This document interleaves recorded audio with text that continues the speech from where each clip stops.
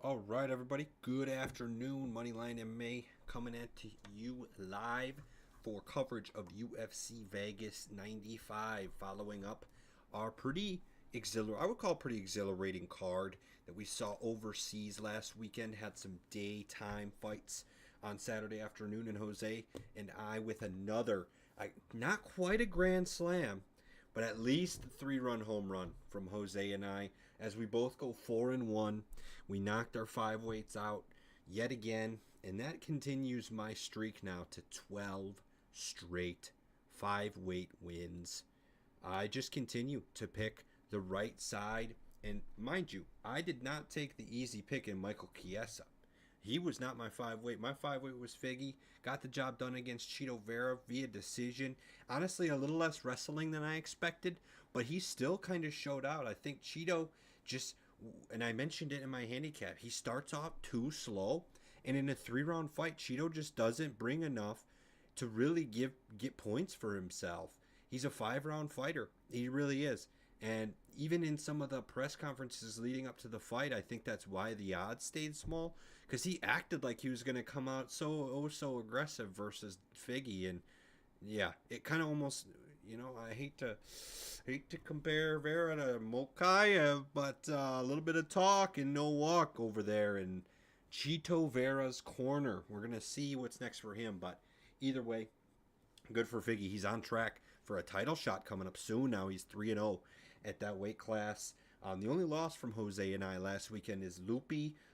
She was the dog, was definitely our dog of the afternoon, and even though she lost, I still would say that she had a decent fight. Mackenzie Dern was good, and we got to give respect to Mackenzie Dern. She fought better on her feet than I was anticipating, and you just got to live and learn in that situation. So that's only one loss. Jose and I, of course, picks the main event, Umar Nurmagomedov. Corey Sandhagen even admitted he just got beat, man.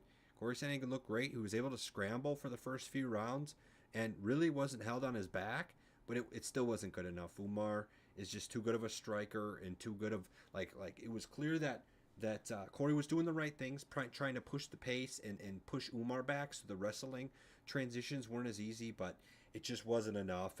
And Umar just really showed that he's honestly a big-time title contender for that weight class. Very excited to see him fight next, most likely for the belt. Last two notes, Shara Magomedov came in and, really showed why he is my one weight. I would have loved to give him much more confidence, and it still worked out for Jose as Jose's 4 weight. But man, Shara just he shows moments of brilliance, but he also shows moments of just being Like, I really think there will be a time and a place to fade Shara. I think he could find himself on the bottom end of the ranked part of the division, maybe ranked 10 to 15. But we'll have to see Shara, in my opinion, improve before we really. I mean, Ola Jacek is good, but he's really not amazing, right? And he still had a little success wrestling Shara at the end of the second round. He landed a takedown, and it looked like Shara was kind of helpless. And then at the end of the third round, Shara did a great job defending the takedown, but Ola Jacek was winning the clinch for sure. So very clear, in my opinion, that Shara's got some work to be done in order to round out his game if he really thinks he can be good enough to be a champion.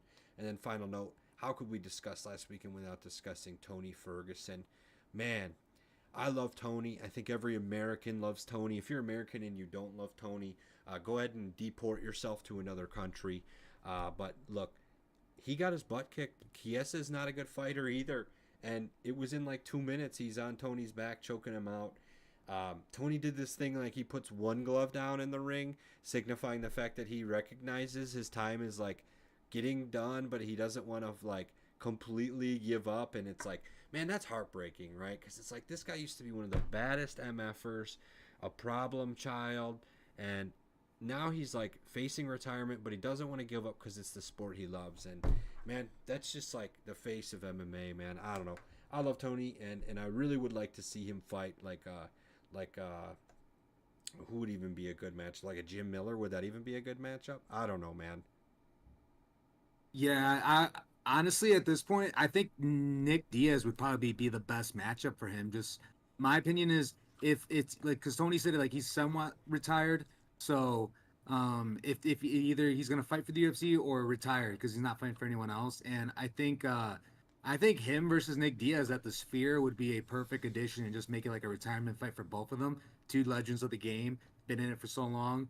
Both are Latino, but like just put them in there. Both are have Mexican descent, actually, more specifically. So just put them in there. They can be the opener, or if anything, the main event of the prelim card. So I don't know. I think that'd be like justice to almost both of them, and then just kind of have them right into the sunset. I think win or lose. The only downside being that in that situation, one of them has to lose. That's the only downside. That is true. Majority that is split. Majority split yeah. draw. That would be the best. That would be honestly, I'd be fine with that. Yeah, I like that idea though. You do bring up a good point. I think that'd be a super cool fight to see for the Sphere. And like I said, literally the only downside I can think of is that we'd have to see one of them take the loss. But man, uh, this isn't happening. But my betting mind has to ask, who would you take?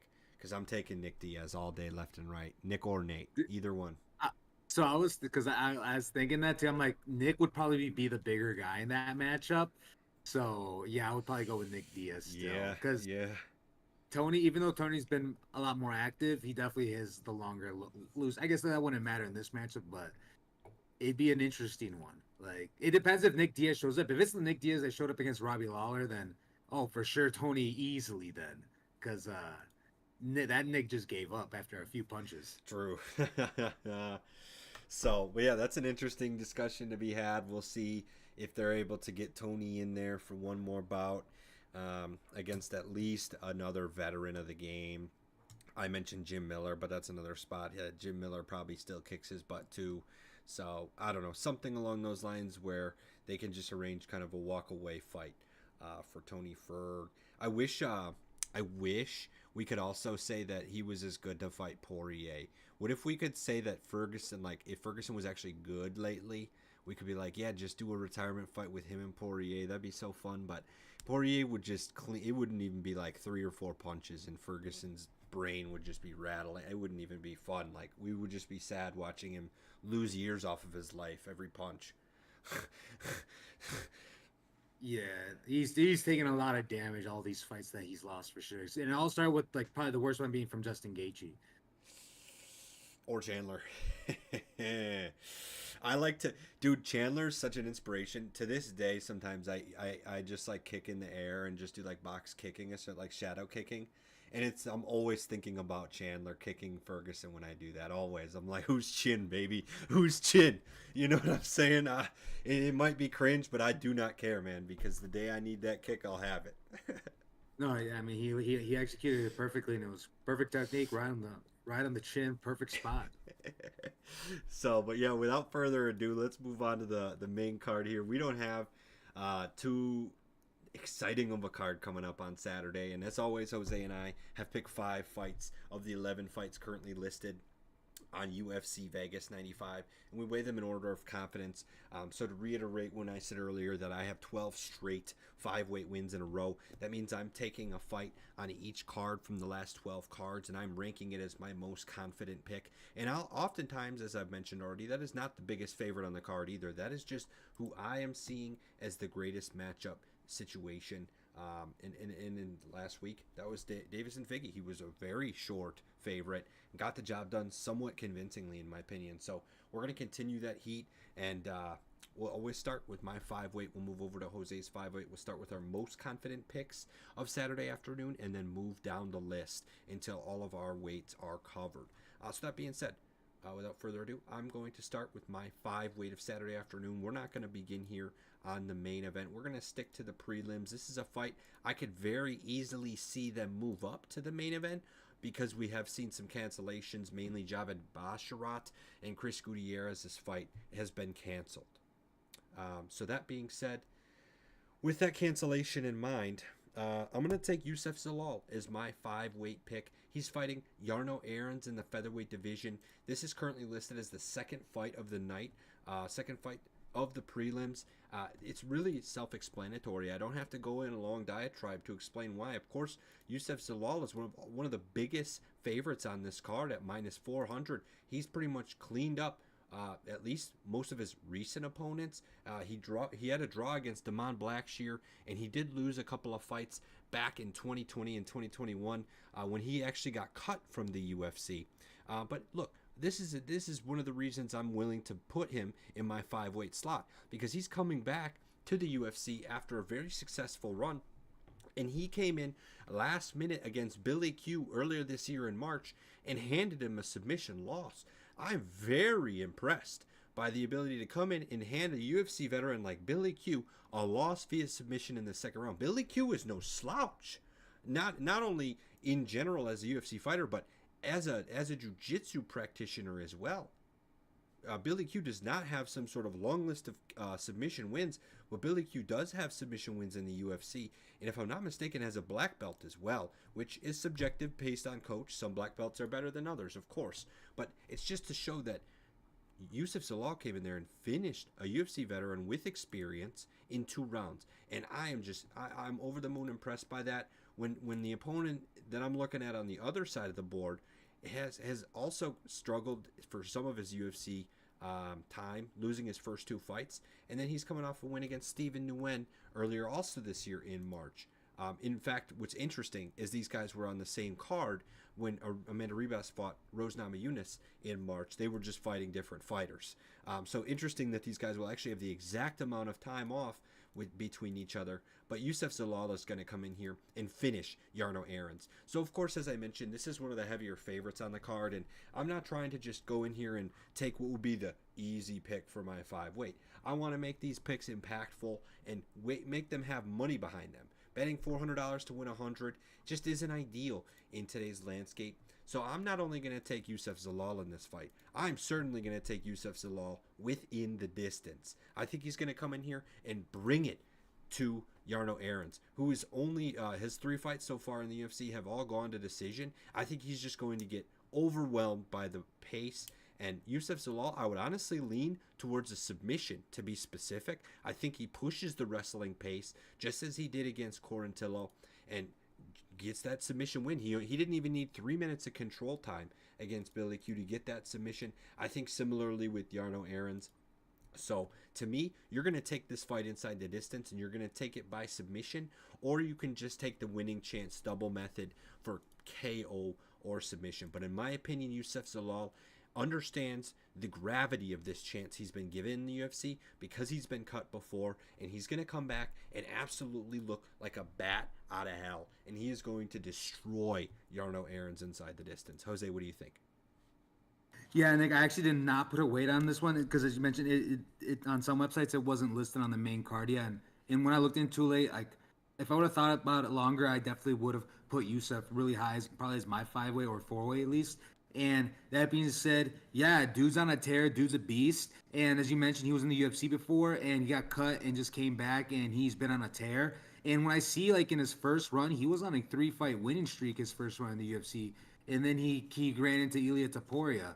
And then Sangmo Choi, who I think Yarno Aarons also has he also has a loss too. So that being said, like, yeah, I just think that UFC experience he has over Jarno is just, I think he's just gonna is gonna pay off well. And as you mentioned, most likely by submission. I agree with that because out of his wins, he has 7 by submission. So dude definitely is, I think, be the better grappler in this matchup.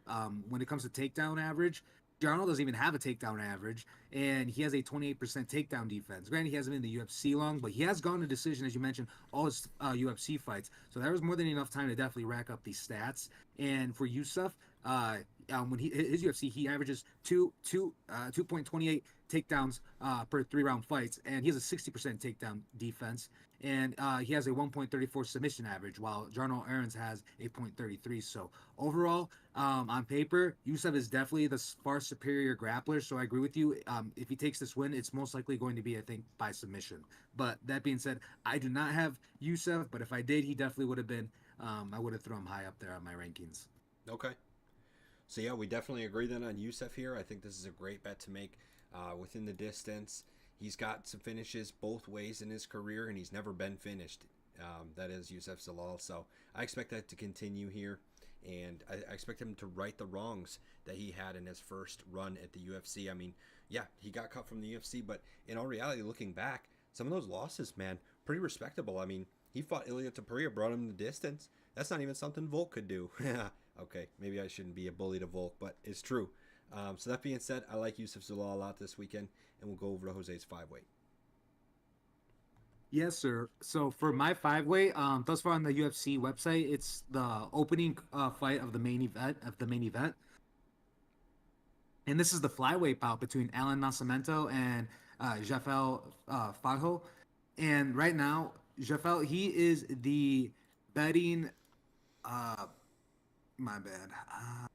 Just missed these right here. He is the betting underdog at plus 172, while Yeah. Alan Nascimento Yeah. is a betting favorite at minus 225. This one, I'm going. He's a bigger favorite too, and it's just not going just because how big of a favorite it is Nick mentioned, or else I would have probably thrown Yusuf in there or someone else actually. But that being said, I'm going with Alan Nascimento, still a strong favorite. The reason I'm going with him is just his experience. This is almost like a similar matchup to the last one, except that this is in terms of having a really strong grappler. But here you have two really good Brazilian grapplers. And in this one, I think this how the fight's going to end. I still think that the fight's going to end by submission, either or. Well, not either or for Allen most likely, but I think that's the biggest threat Jafel throws offers in this matchup. And when it comes to the striking, I think on the feet it's going to be a pretty closely contested one. Alan Nascimento does land more significant strikes per minute. He lands 3.21, while Jafel lands 2.36. And Alan Nascimento only has a 1 inch reach advantage, and he's only 1 inch taller than Jafel. So on the feet, they're going to be really close, but I think Alan's probably going to get us this better end of the exchange on the feet. But when it comes to the grappling, I think it's going to be really close. But I'm leaning with the bigger guy in Alan Nascimento. He's been looking really good thus far. He's on a 2 fight winning streak, beating Jake Hadley and Carlos Hernandez, going by decision and winning most recently by rear naked choke. And Jafel as well, he's got one too in the first round by submission. So this one, honestly, I think it's a safe bet. Whoever you go with, it's almost going to be via submission. But I'm feeling really strong about Alan Nascimento. What are your thoughts on this fight, Nick?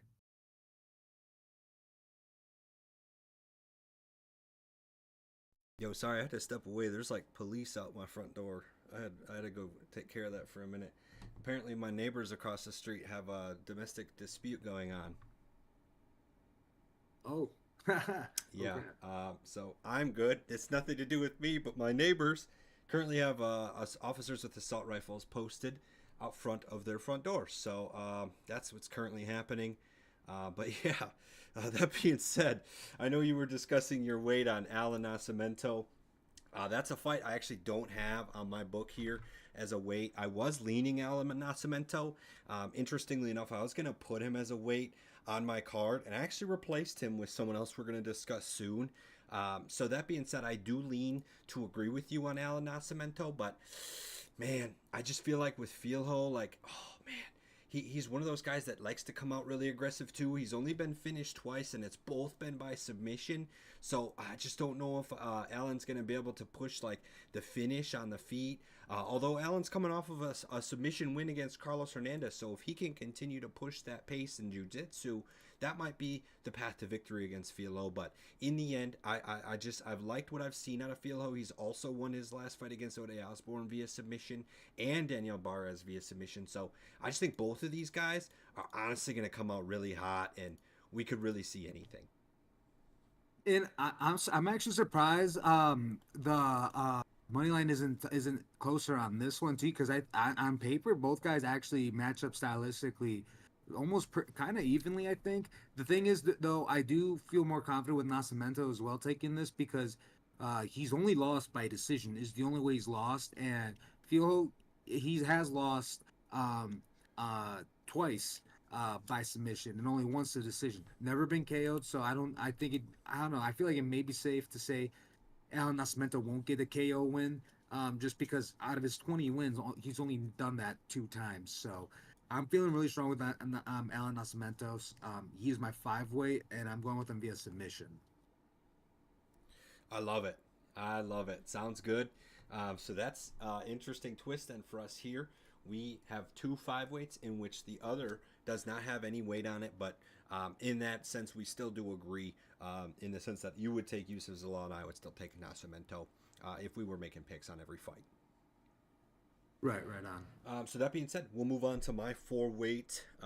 Trying not to stay distracted from what I just witnessed outside. That was a little bit insane. Um, uh, that being said, my four weight is going to be Danny Barlow fighting Nikolai Veretennikov.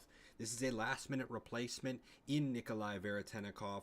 Danny Barlow was supposed to fight Uros Medic, who has a rib injury, and step in Nikolai Veretennikov. And to be quite honest, without going on a long tirade, that's just one of the main reasons I like this here. I think Danny Barlow is obviously a guy who throws lightning, throws fireworks. He's 8-0 in the not in the UFC. He's 8-0 as a career fighter. He's actually 1-0 in contender, 1-0 in the UFC. But looking back, Josh Quinlan, he beats Josh Quinlan by knockout, a guy who got popped.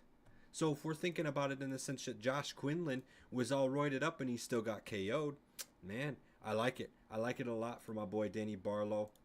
Veretennikov is definitely a great fighter in and of his own right. He has a lot of KO wins, 9 in fact in his career, and he's coming off 2 straight KO wins and a submission win in front of that, but none of them in the UFC. I think this is a pretty increasing step up in competition. They're both newer fighters to the UFC, but even with that said, Danny Barlow does have slightly more experience, and like I said, I definitely take Danny Barlow in the engagement factor, the factor of swinging for the fences, going to get the KO, and not much you're going to be able to do about it. His nickname, after all, Left Hand to God. I mean, my goodness. Danny Barlow's going to come in here and KO Nikolai Veretennikov, and we're going to move on with our Saturday night. What do you think, Jose? Yeah, this one I like it a lot too. I with Danny Barlow, he big favorite minus 340, and yeah, I'm going with. I didn't put too much thought into this because as you mentioned, it is like a last minute replacement fight, and I didn't think too much of it, but yeah, he did beat Josh Quinlan, really impressive. And what I like the most about this matchup too is for Danny Barlow is just his 8-inch reach advantage that he's going to have over Euros Medic. I think that is definitely just going to be key to this. Him and his power, I think he has yet to lose. I think he and his power and that reach advantage is just it's gonna be. I think it's gonna he has a history of getting a lot of first round TKOs, or just TKOs in general. His most recent win over Josh Quinlan, obviously being in the third round. So and Nikolaev, he's 34, so he's not old, but he's only been KO'd once.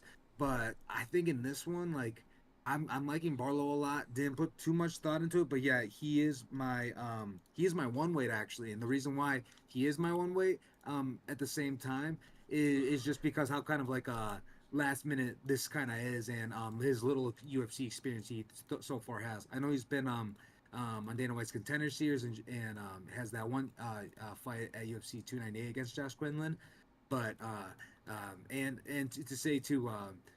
He actually probably has, I guess, more experience than in the UFC. That is the Nikolai, but Nikolai has overall more fight experience. So Nikolai's still the overall more experienced MMA fighter. So that's the only reason why too. I still have Danny Barlow's my one way because I think like the older fighter could possibly still pull up some vet moves and fight and beat Danny Barlow. But that being said, Danny Barlow is still younger. He's 29, a beast, and I think his size and power is going to be pretty much the key to victory here. Sounds good, and I see what you're saying, but to be honest, man, any of those vet moves Nikolai would have to pull out, he would have learned from LFA because he has had zero success. In fact, lost his contender series fight to Michael Morales to even lose his chance at a UFC contract. So I see what you're saying. He has more experience in the ring in terms of minutes, yes, but I don't think he has more experience in terms of like he's fighting top end fighters. He lost to the other UFC fighter he's fought, and at least Danny Barlow has a win in the UFC. So I very much so value that. Yeah, right. Yeah, same. And then even that Dana White Contender Series fight too against Raheem Forrest. So, but the Josh Quinlan one too, because Josh Quinlan he himself, he's already had some UFC fights himself. He's already fought for the UFC 4 times and Dana White Contender Series, which went to no contest. But he stepped in the octagon 5 times for the UFC. So, yeah. That being said, yeah, I feel confident with Danny Barlow. He is my one weight though. Sounds good. So then we shall move on to Jose's 4-weight.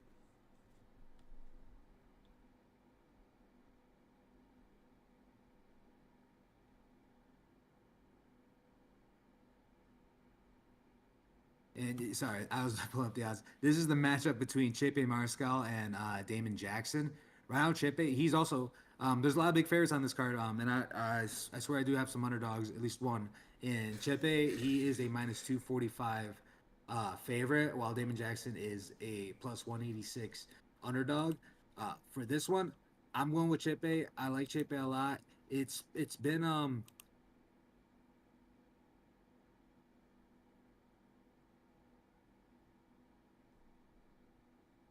So he's been on a tear lately.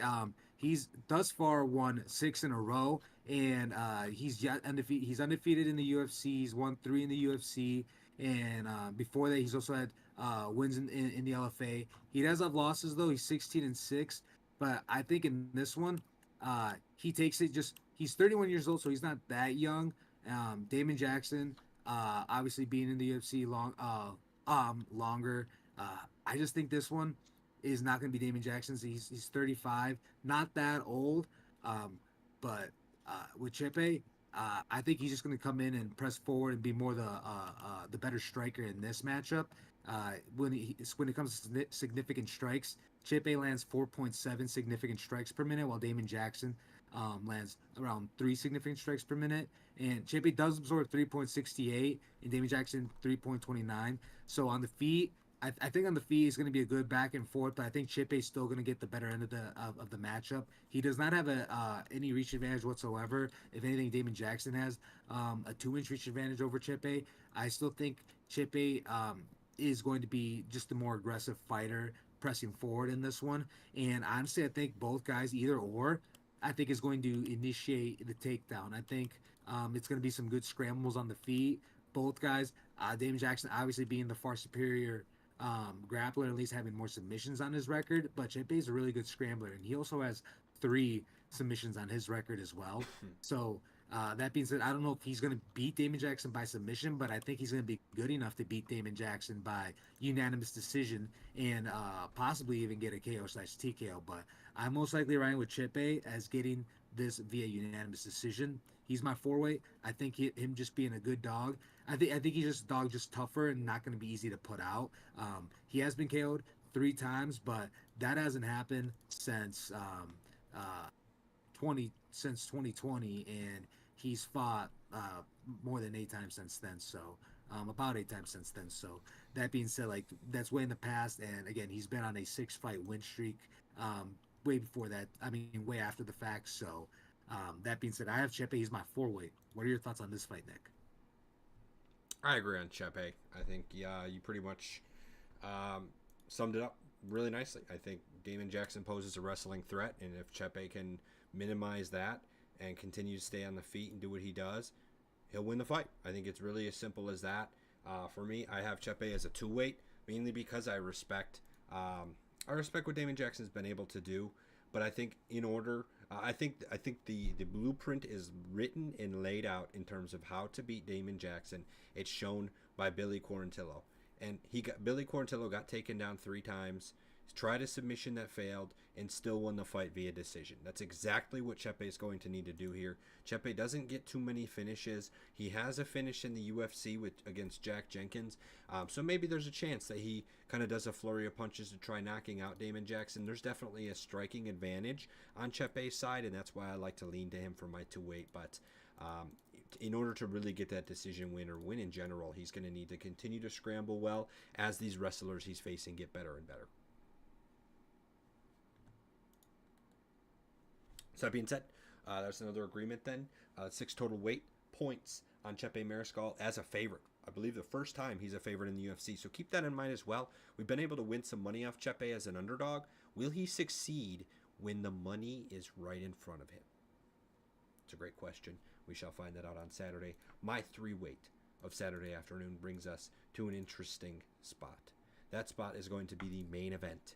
Marcin Tybura is fighting Sergey Spivac in, of course, a rematch in which Tybura won against Spivac the first time round, now about 4 years ago. So I'll be the first one to say a fight that occurs more than 2-3-ish years ago. I'm starting to really discount how much it matters around now, and I'm looking more about what are these guys now and what have they done lately, and how can I use that information to see who's going to win this fight.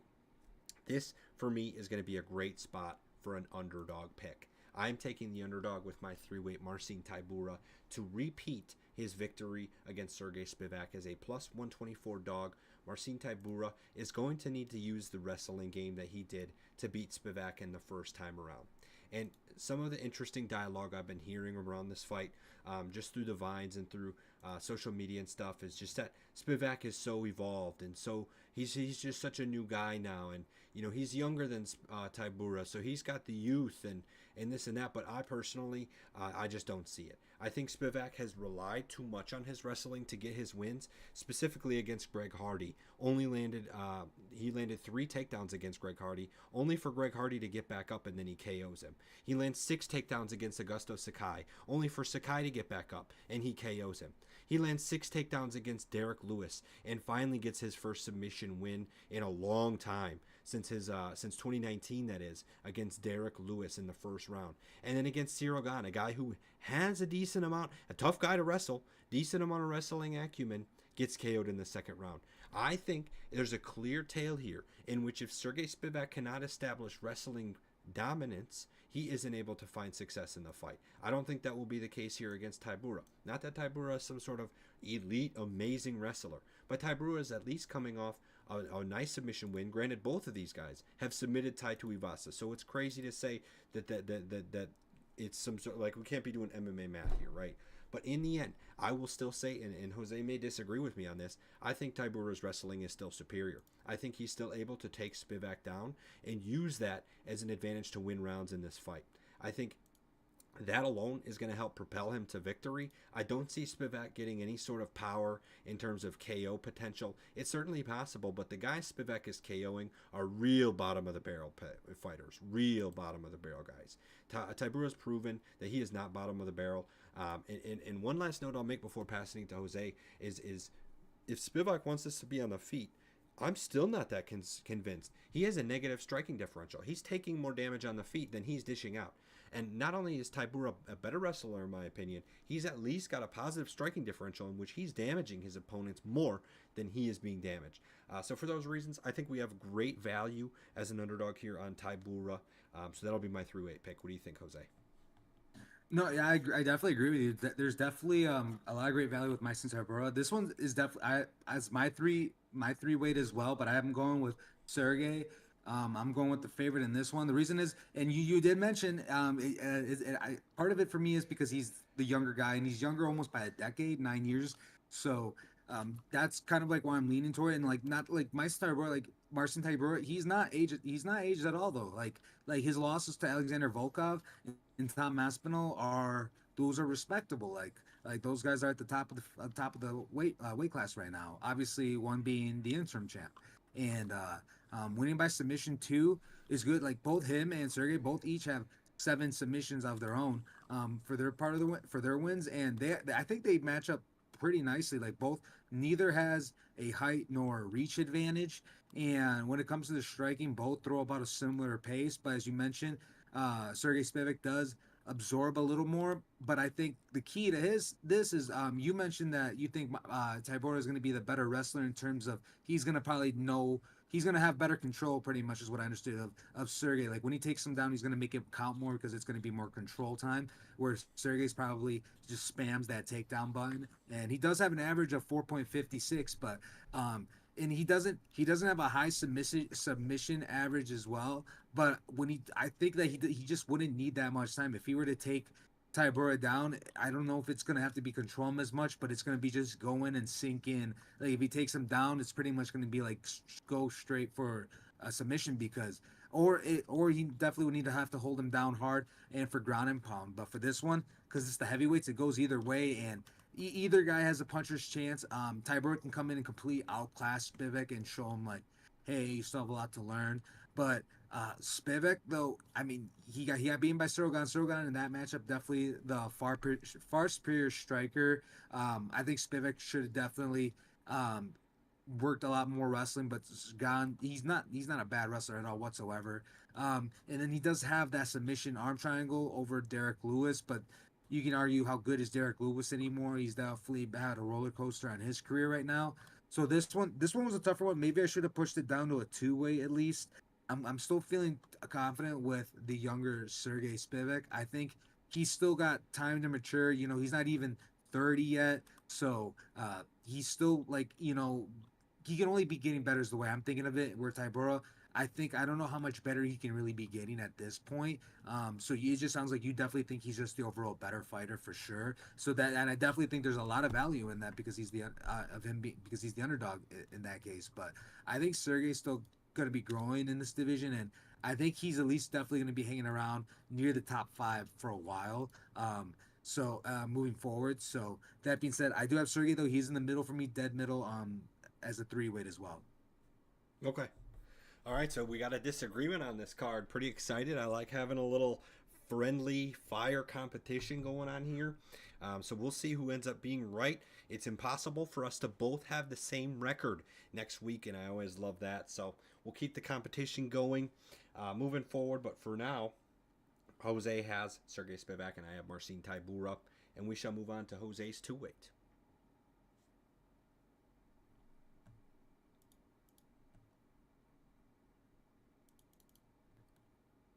Yes, sir. So for my 2-weight, this is the bantamweight bout between Chris Gutierrez and Javid Basharat. Right now, Chris Gutierrez, he is the betting underdog. That one was canceled. Oh, was it? Yeah, I just that one was canceled. I saw. I don't quite know why, but do you have any secondary fight you want to put in that spot? Well, then that definitely would be my Yusuf Sahal fight. Maybe I didn't write it in then because my goodness. Let me see if I can. I'm gonna Google quick to see, but according to Tapology, it's canceled. Oh, I still see the odds here, and that's why I was looking at the odds right here on FanDuel. Yes, yeah, it's like I want to trust Tapology. Maybe it's not. And I'm still seeing it on Dog too. What is this?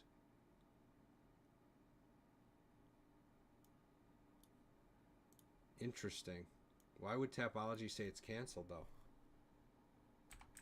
I'm seeing it. Yeah, I'm still seeing it like on the UFC's website, FanDuel, and SureDog. Oh, here, Sports Illustrated. The 11 fight card artist said to be a low-profile fair fighting, and now Alex B. Hoonan reports that the bantam co-main between Javid Basharat and Chris Gutierrez has been canceled. This is according to Alex Bahunin. Yo, what? Okay, yeah. Okay, so that's my Yusef Zahal fight. Then he's my 2-weight. Then, man, this card's been a mess. Then. Yeah, it has been a mess, man. I didn't catch that earlier too when you mentioned that was your 2-weight. It wasn't a fight that I had even noticed. Had gotten canceled myself until kind of the last minute, and it was a fight I was in line to talk about because it was supposed to be the co-main. Like, of course, I want to talk about the co-main, and it's Javid Basharat too. I mean, that's a prospect name, no doubt about it. To see a guy like him coming in, he's never been finished. I mean, I'm assuming he was going to be your pick there, but in any case, we can look towards his next fight. You said you'll be putting Yusef Zalal then for your 2-weight. Yes, sir. Yeah, okay. Was this news today? Was this canceled today, or was this over the weekend, or was this before and they just updating this? I believe it was today. At least the article from Sports Illustrated was 6 hours ago. Okay. Sportskeeda has it 12 hours ago, though. It was as early as this morning. Okay, that makes sense. Okay, okay. Yeah, so my bad then. Yep, definitely not that fight then. Well, I would have gone for the underdog if it was going to happen, but Yusef Zahal then is my 2-weight. Okay. Yeah, and just a reminder to anybody who is confused why we even bother have some of these cards. A couple of years ago, the UFC had a dispute with their fighters. I really don't know the information. I'd be lying if I acted like I knew the information behind the scenes. But essentially, it's a contract dispute. Fighters want to get paid so much. The UFC's only willing to pay so much, including all the amenities, the performance institutions, blah, blah, blah, right?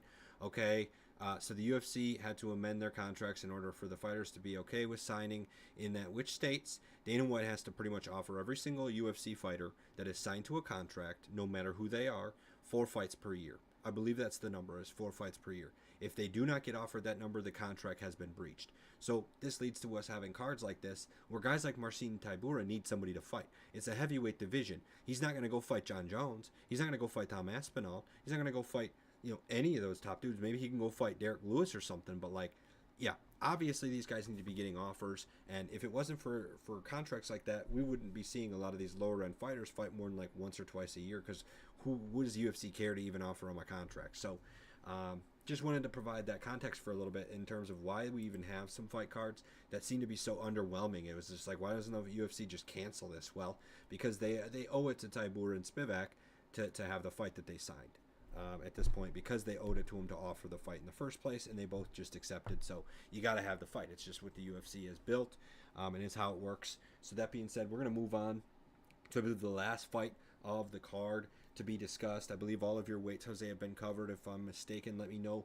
But the last fight on my end is the 1 weight, and I have chosen for my 1 weight pick to be another earlier prelim. This is between Carl Williams and Jonata Deniz. This is your classic wrestler versus striker match. Of course, your wrestler being Carl Williams and your striker being Jonata Deniz. This is going to be interesting. Carl Williams does. Oh, excuse me. I feel like I have to burp, but it went away. Carl Williams is 4-0 in the UFC, man. He's been doing really well. But at the heavyweight division, we're going to be familiar with some of the names that he's beaten, right? Justin Tafa, Chase Sherman, Lucas Brzezinski, Jimmy Lawson. Right? Justin Tafa is definitely the best name he's beaten, because Justin Tafa's kind of been up and down, but Justin Tafa can only beat the bottom end of the UFC himself. So, to me, none of those wins are really that impressive. And Jonata Deniz, same thing. He's only beaten Austin Lane and Eduardo Naves. But those were both finishes, at least, right? Carl Williams is the kind of guy who wrestles you, takes you down, wins 2 rounds, wins 3 rounds, and gets a decision win unanimously. Jonata Deniz has fought in not even 3 full rounds in his 2-fight UFC career. He's been finishing guys. He goes in there with a lot of power and a lot of size, too. He actually carries a little bit bigger of a frame than Carl Williams. He's listed on UFC stats as 6'4", 254 pounds. That is a big human being to wrestle for 15 minutes to get the decision win. I think Carl Williams might be able to win a round. I'm not sure if that'll be the first or second or third round. Sure, Carl Williams might be able to win a round, but I don't think he can go 15 minutes without catching the hands from Jonata Deniz to get finished. So, in my opinion, if you're taking this fight, you're taking Deniz inside the distance. You're taking him via KO, or you're not taking anything at all. Jonata Deniz has like a 10% chance to win this fight by decision, and the reason it would happen is by damage or something like that. Because otherwise, Carl Williams will wrestle and wrestle and wrestle and wrestle and sit on his back and sit on his back, and then we're going to wait for 15 minutes to roll by, and they'll call him a decision and move on to the next fight. And it'll be one of the most boring fights of the entire night. I'm calling for something different here. Jonata Deniz finishes Carl Williams, and we win our bets. Jose, even though you don't have a weight on this, any thoughts? Yeah, I definitely agree with you. I think for this one, just why not Denise? Because this is definitely bottom barrel, like heavyweight fighting, and like I don't really see like Denise, like I don't know what else he's gonna offer. He's not really. I don't know if he's gonna offer much of a grappling submission, any type of threat. If he wins, yeah, the big boys, it's gonna be via swinging, and I think he's just gonna. If he wins, it's gonna be KO/TKO. And Carl Williams, though, he's never been KO/TKO. So then, it just how if Denise can't finish him, then he's gonna have to go on and try to get his first win on his record via decision. While Carl Williams as well, like if he doesn't get finished, then I can see him probably just winning this by decision, just because he's not even that much more experienced than Denise, but yeah, he hasn't beaten anyone like Justin Tafa, as you mentioned, Chase Sherman. Yeah, like it's not much like going on in this fight, but I just for why not? Yeah, I think Denise just because I haven't seen much of him, and because it's the heavyweights, anything goes. So, I Yeah. obviously didn't talk about this fight, but I mean, I didn't rank this fight, but like, in my opinion, yeah, if I were to put money down, yeah, why not? I would go with Denise. Yeah, dude, I just don't think like I get it. Okay, so Carl's never been knocked out before, but like that's a uh I need to come up with a name for it. A stat that means nothing. Because to me that means nothing. Who in the world has Carl Williams fought that has ever posed a knockout threat? Justin Tafa? I mean, okay, because Justin Tafa knocks out Harry Hunsucker and Austin Lane. He's now a KO threat. Get out of here, man. Some of the worst fighters. I mean, Chase Sherman has like 3 or 4 wins in the UFC after like 12 fights. It's so embarrassing that he's even signed to the UFC. It's just it's a shame embarrassment. Nobody Carl Williams has fought would KO anybody. I'm willing to argue there's middleweights. There's bantamweights that Justin Tafa could fight and he wouldn't KO them. Like it's hilarious. Jonathan Denise brings into this cage something way different than what Carl Williams has seen so far, and maybe he doesn't get KO'd. I'm not guaranteeing he does, but if Jonathan Denise does not finish Carl Williams, I'll tell you right now, Jonathan Denise is no better than Justin Tafa, no better than Harry Hunsucker, and no better than Chase Sherman. And Jonathan Denise is immediately at the bottom tier of the heavyweight division, waiting to get cut like all the rest. Simple as that. Oh yeah, no, yeah, fair enough. I see that. I definitely see he hasn't been in the UFC long, but I mean, still has a lot to prove. I mean, he's only 33 years old too. Carl Williams, 34, so not even that old. They're both about the same age bracket. But that being said, I hear what you're saying, but the about I've never been knocked out before means nothing. And it's tough because like you could argue. I mean, Chase Sherman, even though why he's even in the UFC. I mean, like if you look at his record too, 18 wins, 17 of them via KO TKO. So maybe he could have been his biggest threat, but Chase Sherman is not really that good. So no, I agree with you 100%. Yeah. If you get outstruck by Carl Williams, got some bad news for you, friend. Bad news for you, Chase Sherman. I really hope they put Chase Sherman in another fight soon so I can win some money betting against him. That would be great. Actually, no, he's not in the UFC anymore. He was doing bare knuckle, wasn't he? Pretty sure I saw him doing bare knuckle. Oh, you're right. Carl Williams was his last fight actually in the UFC. I just remembered that because I like to watch some bare knuckle boxing and stuff, and I was like, wait, Chase Sherman, huh? Yeah. Finally, the UFC got rid of his bum. I'm not even gonna finish that sentence, man. I got some rude things to say for no reason about Chase Sherman. So I'll just bite my lip now. Thanks everybody for listening. We were here for UFC Fight Night 95. Best bets: Yusuf Salal, Alan Nascimento, Chepe Mariscal. And the biggest underdog from my perspective is going to be Tybura, but Jose does disagree with that pick. In the end, we're going to have a major card next weekend, so make sure to tune in for us in a week from today around the same time, 6 p.m. Central Time, because we will be discussing a belt on the line and one of the biggest stars of the UFC returning off of a break from MMA, Israel Adesanya, trying to get his middleweight belt back. And immediately, in my opinion, he should be challenging Sean Strickland upon beating Dricus. Can't wait to see what Izzy is going to be able to bring us and what picks we get for you guys next week. But until then, let us know who you're going to bet down below on the disagreements, especially the main event disagreement. And we'll make some more money this weekend so we can save it up to bet bigger on Izzy next week. Have a good one.